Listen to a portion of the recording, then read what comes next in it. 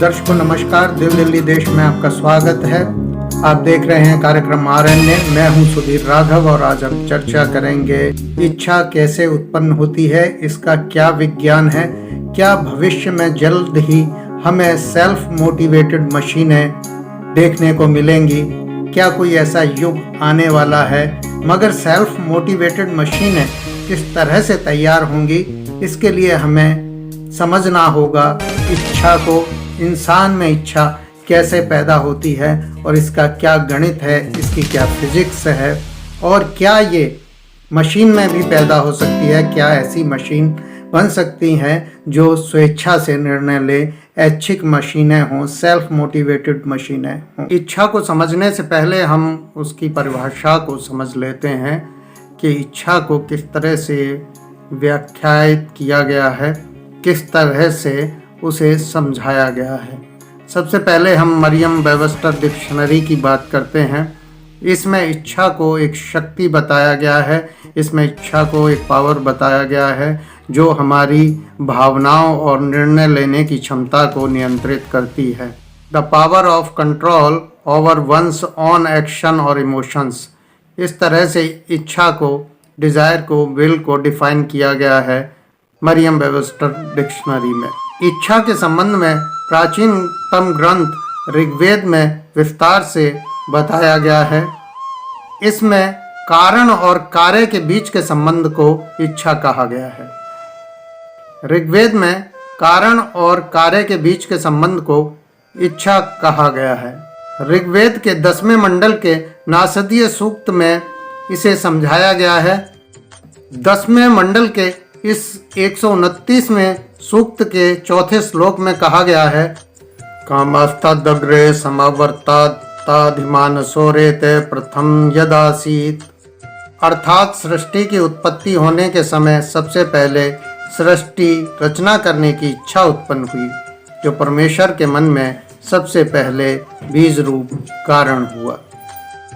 मगर इच्छा का अपना एक मनोविज्ञान है और इसकी मनोवैज्ञानिक परिभाषा काफ़ी विस्तृत है और इसमें इच्छा के कई रूप बताए गए हैं, कई सिद्धांत हैं, 6 सिद्धांत हैं इच्छा के। स्टैनफोर्ड एनसाइक्लोपीडिया ऑफ फिलॉसफी में इच्छा के इन 6 सिद्धांतों के बारे में काफ़ी विस्तार से बताया गया है।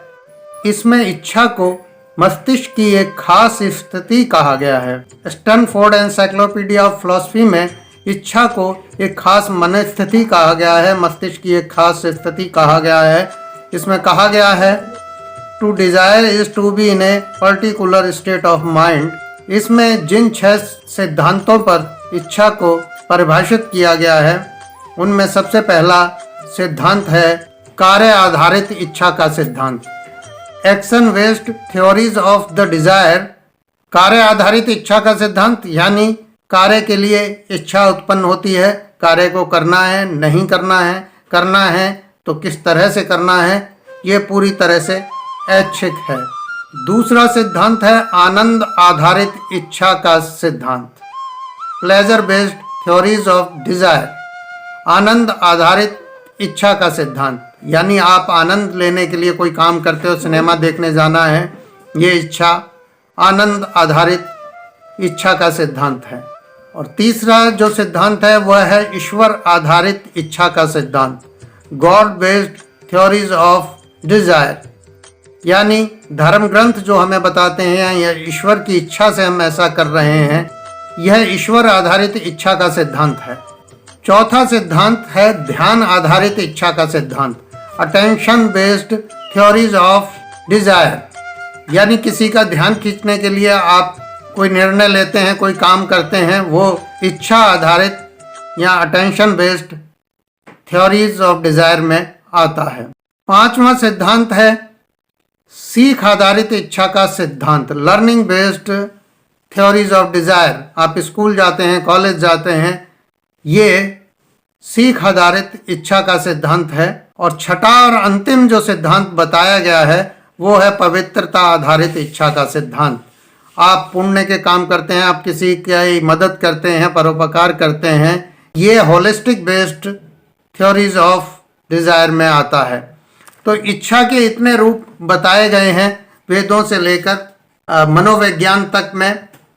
अब हम करते हैं इच्छा की बात, इच्छा की तकनीक पर, जो कि मस्तिष्क के अंदर इच्छा उत्पन्न होती है। हमारे मस्तिष्क में 86 अरब न्यूरॉन हैं। न्यूरॉन का काम संदेश उत्पन्न करना, संदेश ले जाना, संदेश का आदान प्रदान करना, शरीर के लिए संदेश वाहक का काम करना, ये न्यूरॉन के काम हैं।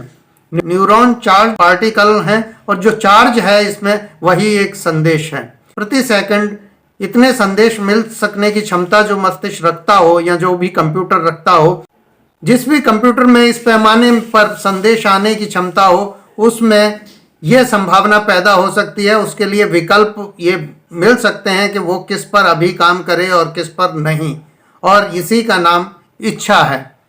आज विज्ञान जिस स्तर पर पहुंच रहा है, आर्टिफिशियल इंटेलिजेंस के जरिए जिन ऊंचाइयों को छूने जा रहा है, उसमें ये सपना अब कोई दूर की कौड़ी नहीं लगता है कि अपना डिसीज़न लेने वाली मशीनें जो इंसान का बोझ कम करें और स्वयं डिसीज़न लें कि इस जगह पर क्या काम होना चाहिए, इस तरह की मशीनें बनाने की ओर इंसान तेजी से बढ़ चला है।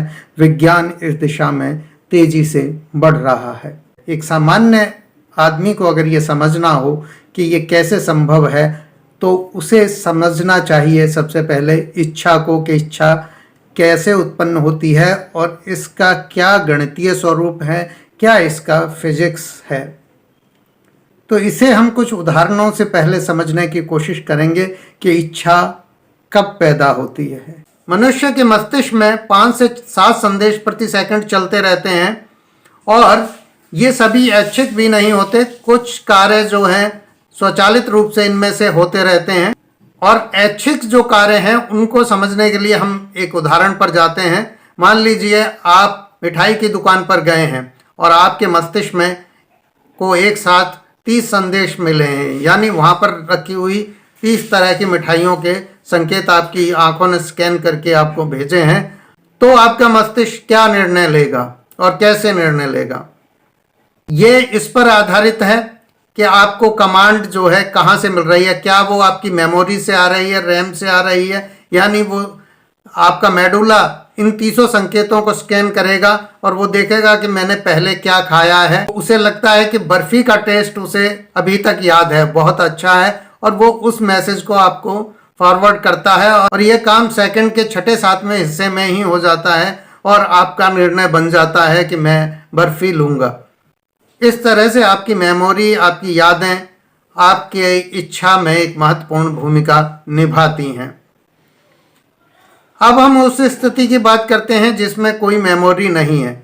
मान लीजिए आप वैसे ही घूमने निकले हैं और आपके सामने 2 रास्ते हैं, आपको नहीं पता है कि बाएं जाना है या दाएं जाना है।